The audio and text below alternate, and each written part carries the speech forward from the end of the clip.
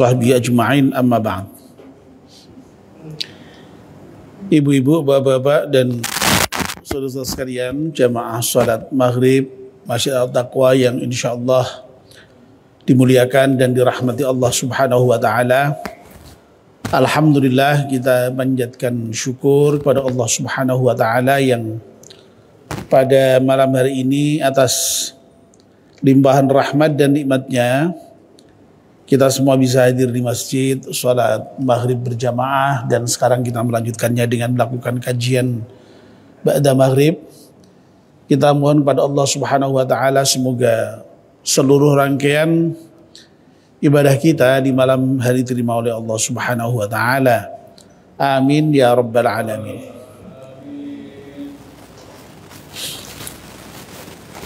Ibu-ibu, bapak-bapak, dan saudara sekalian, mari kita mulai kajian kita dengan berdoa bersama-sama. Bismillahirrahmanirrahim. Asyhadu an la ilaha illallah wa asyhadu anna Muhammadar Rasulullah. Raditu billahi rabba wa bil islami dina wa bi Muhammadin nabiyya wa rasulah. Rabbi zidni ilman nafi'a warzuqni fahman wa hukma wa alhiqni bis salihin. Amin. Mohon bacaan surat Al-Fatihah sekali untuk mengarang kitab Nashihul Ibad dengan iringan doa, semoga kitab yang kita baca ini bermanfaat untuk kita semuanya. Ala hadiniyah Al-Fatihah. A'udzu billahi minasyaitonir rajim. Bismillahirrahmanirrahim. Alhamdulillahi rabbil alamin, arrahmanir rahim, maliki yaumiddin. Iyyaka na'budu wa iyyaka nasta'in. Ihdinas shiratal mustaqim. Shiratal ladzina an'amta 'alaihim ghairil maghdubi 'alaihim waladdallin. Amin. Ibu-ibu dan bapak serta saudara sekalian yang dimuliakan Allah Subhanahu wa taala, kita masih melanjutkan kajian kita kitab Nashihul Ibad. Yang terakhir kemarin kita sudah membicarakan makalah yang ke-50 dari bab Thulathi. Namun belum selesai. Malam ini kita lanjutkan. Seperti yang sudah kita mulai hari Senin yang lalu, bahwa makalah yang ke-50 ini berasal dari salah seorang sufi ya, dari Mesir, ya, namanya Dhunnun al-Misri. Ya. Nah, Dhunnun al-Misri ini dawuh, kullu khaifin haribun wa kullu raghibin talibun wa kullu anisin billahi mustawhishun bil khalqi.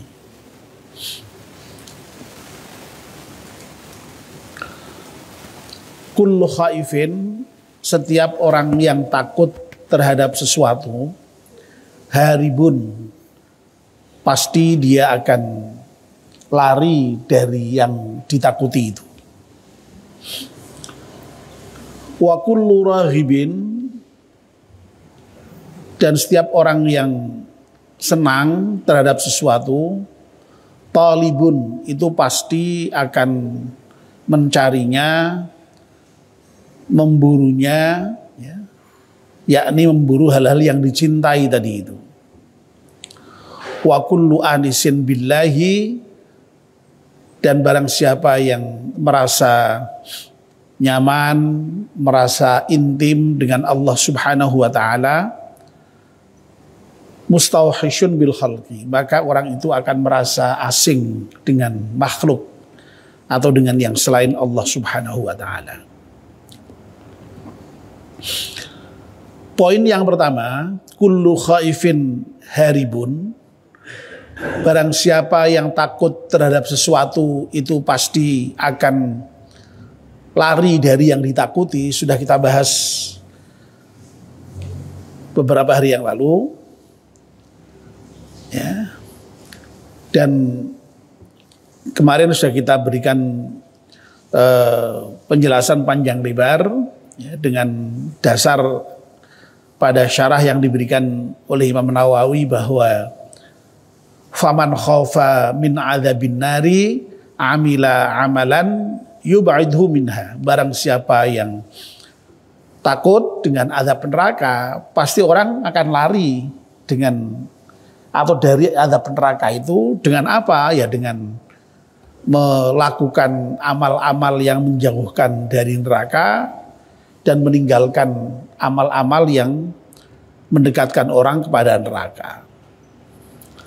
Nah, malam ini kita akan melanjutkan poin yang kedua, wa kullu raghibin, dan barang siapa yang senang atau mencintai fi syai'in terhadap sesuatu, talibun, pasti orang yang cinta terhadap sesuatu itu akan mencari, akan memburu lahu terhadap yang dicintainya itu. Ya. Saya kira terkait dengan pernyataan ini kita semua ya paham betul lah ya, dan pasti merasakan lah, pernah ngalami lah ya. Kalau kita itu senang dengan sesuatu, pasti mbok direwangi apa saja ya siap ya untuk mendapatkan yang dicintai. Ya.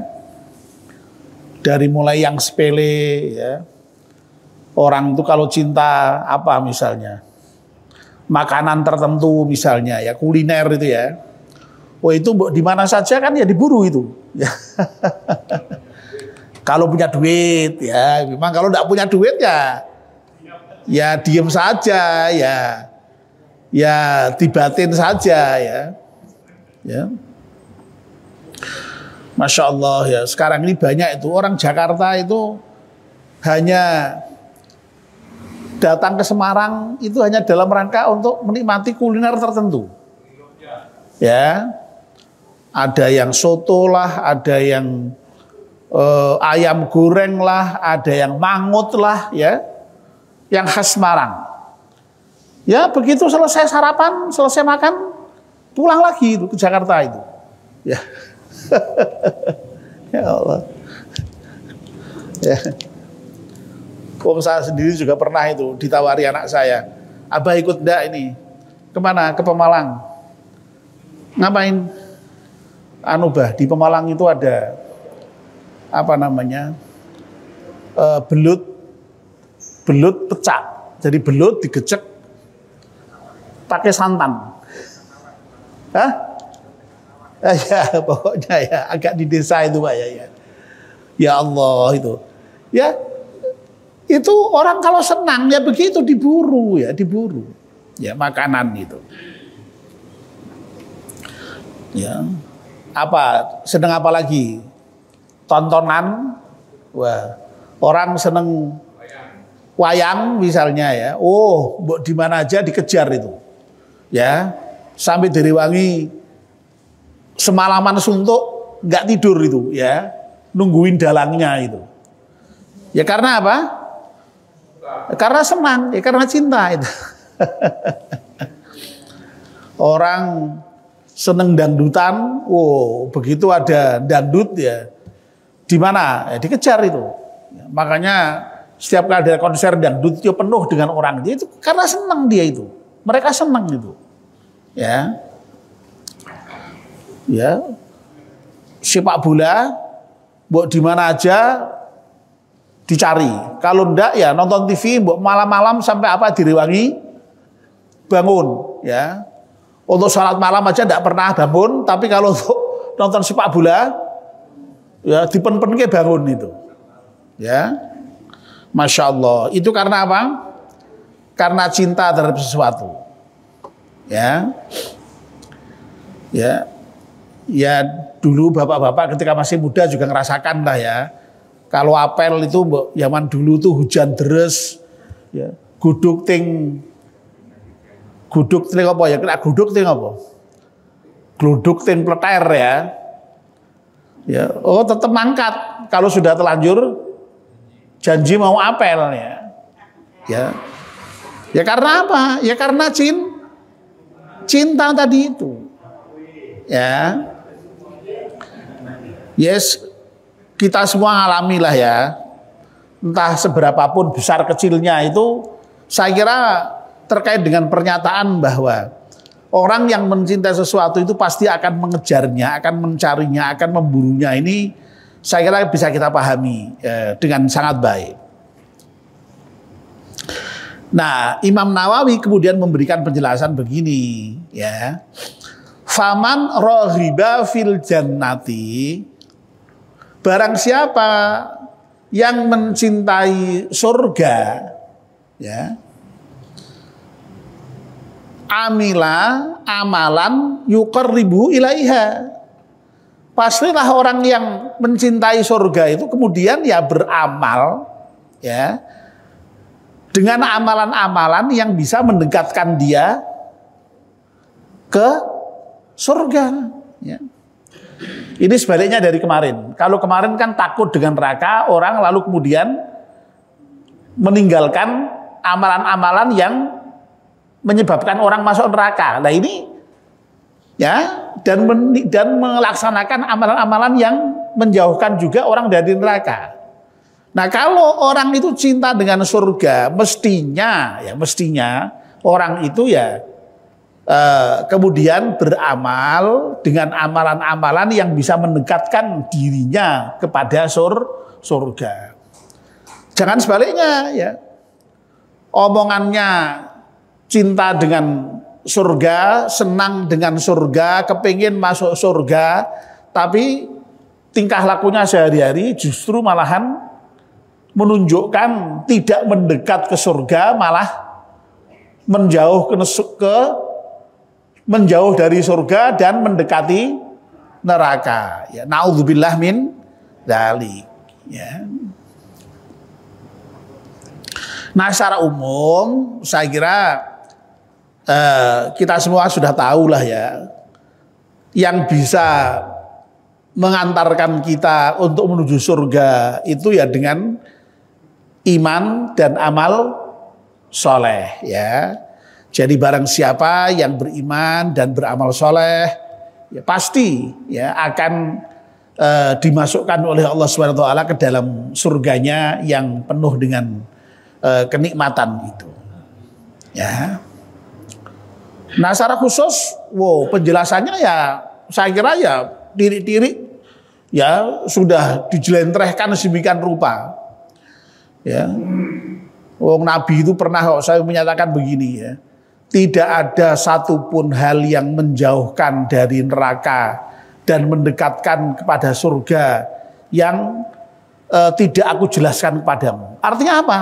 Semua hal yang menjauhkan dari neraka dan semua hal yang mendekatkan kepada surga itu sudah dijelaskan oleh Nabi kita Muhammad Sallallahu Alaihi Wasallam, baik lewat Al-Quran maupun lewat hadis-hadis beliau itu.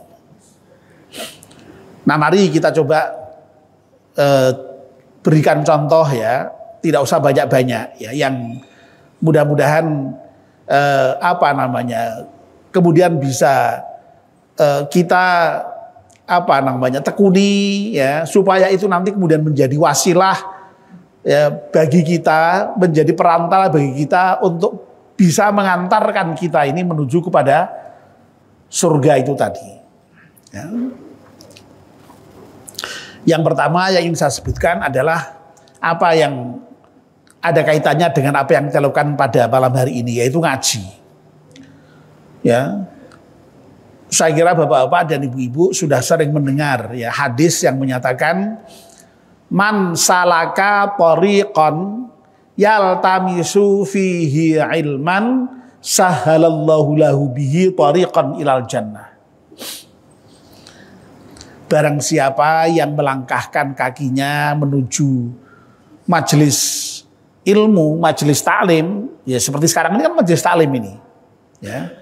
Apalagi ini majelis taklim yang dilakukan berbarengan dengan aktivitas ibadah sholat.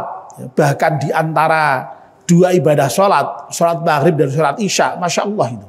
Ya, sholat maghribnya nilainya sudah luar biasa, sholat isyanya nilainya luar biasa. Ya, menunggu antara dua sholat itu juga nilainya luar biasa. Ya, dulu sudah pernah saya bahas ya mengenai orang-orang yang didoakan malaikat. Orang-orang yang didoakan malaikat itu diantaranya adalah orang yang menunggu waktu sholat. Ya, di antara dua waktu sholat itu amalan yang luar biasa, amalan yang sangat dicintai Allah Subhanahu Wa Taala. Nah, kita menunggunya tidak dengan ngobrol, tidak dengan main HP, tapi nunggunya dengan ngaji, Masya Allah. Lah ngaji sendiri itu oleh Allah Subhanahu Wa Taala lewat nabinya dinyatakan bisa mempermudah jalan bagi kita untuk masuk ke surga. Ya Allah ya.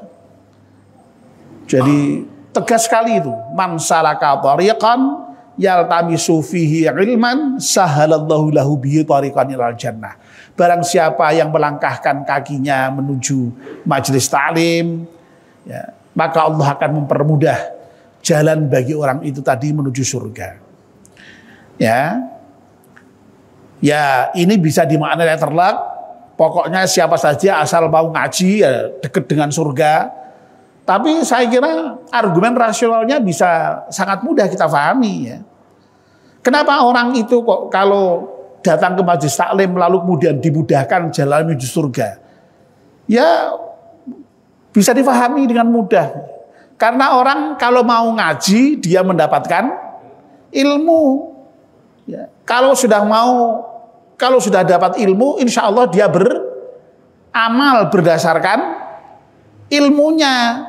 Kalau orang beramal berdasarkan ilmu, insya Allah amalnya diterima oleh Allah Subhanahu Wa Taala. Karena apa? Kalau orang ya, beramal sekalipun, kalau amalnya itu tidak didasarkan pada ilmu, lalu sembarangan, ya amalnya tertolak. Ya. Wa kullu man bi ghairi ilmin ya'malu a'maluhu mardudatun la tuqbalu. Ya, salat itu ya harus tahu ilmunya salat. Ya, jangan sembarangan. Wudu harus tahu ilmunya wudu. Jangan sembarangan. Ya, jadi semua harus diilmui. Ya. Nah itu hanya bisa dicapai dengan majelis taklim.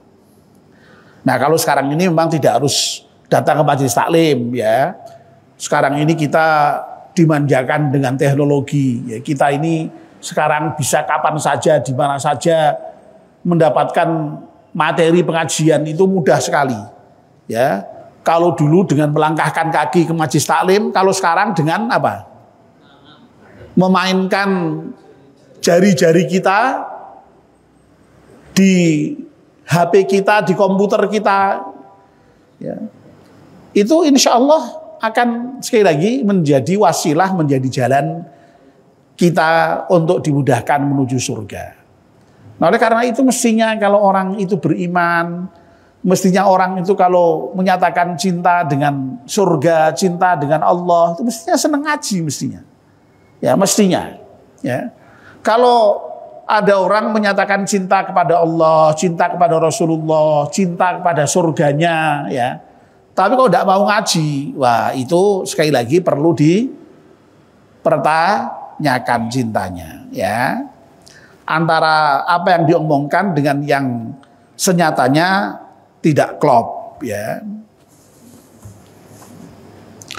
Oke, saya contohkan lagi, ya. Saya contohkan lagi dalam rangkaian ayat Al-Quran, ya, dalam surat Al-Mu'minun. Ya, supaya mudah saja ya. Dalam surat Al-Mu'minun itu di bagian awal ayat 1 sampai 11 kalau tidak salah itu Allah menjelaskan ciri-ciri orang yang beriman ya dan sekaligus kemudian menjelaskan atau menegaskan bahwa orang-orang yang punya ciri-ciri seperti itu itu kemudian oleh Allah akan dimasukkan ke dalam surga. Dan surganya tidak main-main. Surganya surga nomor 1, yaitu surga Firdaus. Masya Allah. Ya. Nah, artinya apa? Nah, kalau tadi sudah dinyatakan ya bahwa kalau orang itu cinta dengan surga, dia mesti harus beramal dengan amalan-amalan yang mendekatkan dia kepada surga, ya berarti orang yang menyatakan diri cinta kepada surga itu ya harus menjalankan ciri-ciri orang yang beriman yang ada di dalam surat Al-Mu'minun ayat 1 sampai dengan 11 itu. Ya. Baik, saya bacakan langsung saja ya, singkat ya. Penjelasannya juga singkat-singkat saja. Mudah-mudahan selesai sampai dengan waktu Isya ini, ya. A'udzubillahi minasyaitonirrajim. Bismillahirrahmanirrahim, ya. Langsung dijelaskan saja. Qad aflahal mu'minun, ya. Sungguh berbahagialah orang-orang mukmin itu, orang-orang yang beriman itu. Nah, siapa itu orang yang beriman? Allah kemudian menjelaskan sendiri. Alladzina hum fi shalatihim khashi'un. Ya. Orang yang beriman itu adalah yang pertama orang yang sholatnya khusyuk. Ya. Jadi sholat itu memang di dalam Al-Quran itu banyak dijelaskan dengan berbagai macam cara. Ya, ada yang dari segi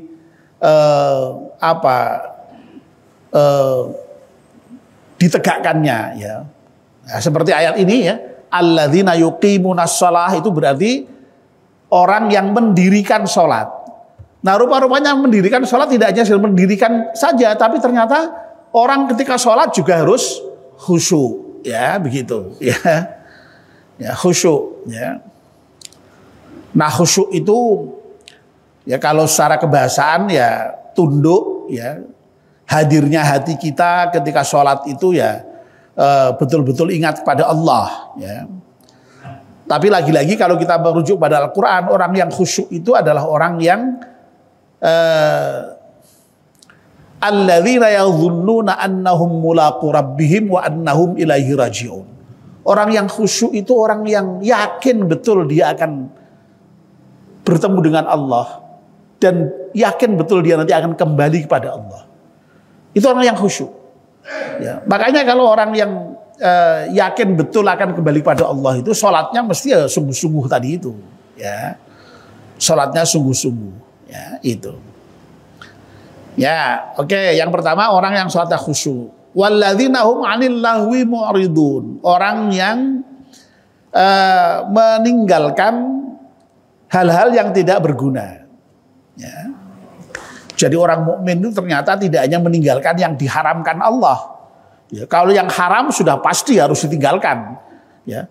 Boleh saja kalau itu tidak berguna, orang mukmin itu meninggalkan. Masya Allah, ya. Lalu apa lagi? Walladzina hum lizakati fa'ilun. Orang yang mukmin itu adalah orang yang membayar zakat. Ya. Lalu apa lagi? Walladzina hum li furujihim hafizun. Orang yang menjaga kehormatannya. Illa ala azwajihim aw ma malakat aymanuhum fa innahum ghairu malumin. Ya, kecuali kepada istri dan hamba sahayanya. Kalau terhadap dua kelompok orang ini, ya, istri maupun hamba sahaya, itu tidak tercela. Ya, tapi yang di luar itu fa'anibtahu awara dzalika faulaikum adun. Yang di luar itu melampaui batas. Nah, tapi ingat ya, saya kira sudah pernah menjelaskan mengenai ini ya. Itu konteksnya adalah konteks ketika turunnya Al-Quran dulu, ketika memang di dalam struktur masyarakat masih ada perbudakan. Tapi kalau sekarang ini jelas ya, perbudakan sudah tidak ada, sehingga memang tidak ada itu berhubungan dengan hamba sahayanya itu tidak ada. Lalu kemudian walladzina hum li amanatihim wa ahdihim ra'un. Orang yang menjaga amanat dan juga menjaga janji. Ya. Lalu yang terakhir, walladzina hum ala sholawatihim yuhafizun. Orang yang menjaga sholatnya. Ya, jadi sholat itu ternyata harus didirikan, mendirikannya dengan khusyuk dan juga harus dijaga. Ya. Dalam ayat yang lain harus mudawamah, daimun, langgeng. Ya, tidak boleh apa istilahnya dalam bahasa Jawanya itu apa ya? Bolong-bolong, ya, dangtek. Ya. Kok nggak tahu kenapa kok disebut dengan dangtek itu ya. Ya. Jadi kadang-kadang sholat, kadang-kadang tidak, itu dangtek namanya itu. Ya, itu. Bolong-bolong berarti. Tidak boleh itu. Nah, Bapak dan Ibu-ibu, orang yang memenuhi kriteria orang-orang mukmin yang seperti itulah yang kemudian oleh Allah dinyatakan ulaika humul warithun alladzina yarithunal firdausa hum fiha khalidun. Mereka itulah orang-orang yang akan mewarisi surga Firdaus, yang mereka akan mewarisi surga Firdaus itu selama-lamanya di dalamnya itu. Ya.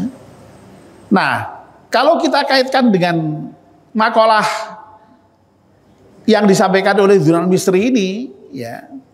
Nah, mestinya kalau orang itu kemudian menyatakan cinta kepada surga, ya, berarti harusnya dia melaksanakan atau mengamalkan semua hal yang mendekatkan kepada surga itu.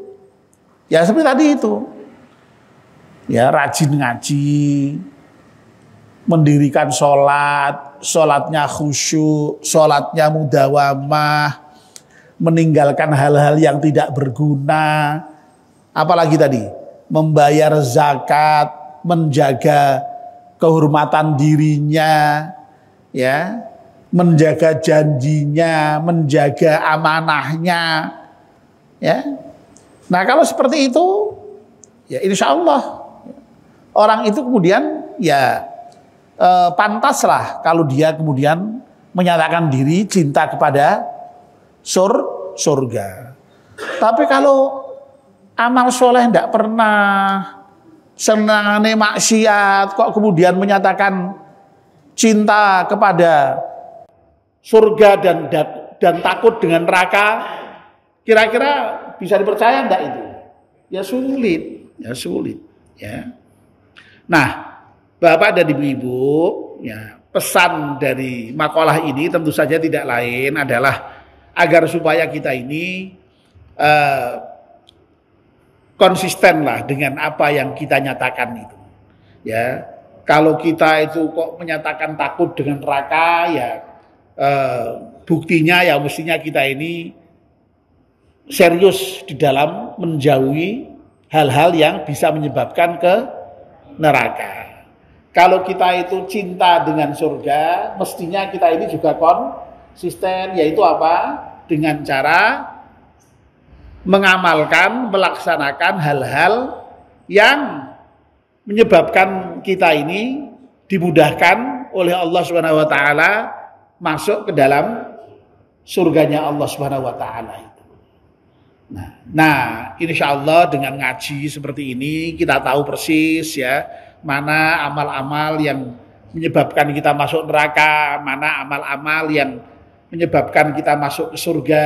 Nah, dengan begitu insyaallah kita semua ini betul-betul bisa terhindar dari siksa neraka dan betul-betul nanti mendapatkan nikmat Allah yang berupa surga. Amin ya rabbal alamin. Mari kita akhiri dengan berdoa bersama-sama. Bismillahirrahmanirrahim. Wal 'ashri innal insana lafi khusrin illa alladziina aamanu wa 'amilus shalihati wa tawassaw bil haqqi wa tawassaw bis sabr. Subhanakallahumma wa bihamdika asyhadu an la ilaha illa anta astaghfiruka wa atubu ilaik. Wassalamu alaikum warahmatullahi wabarakatuh.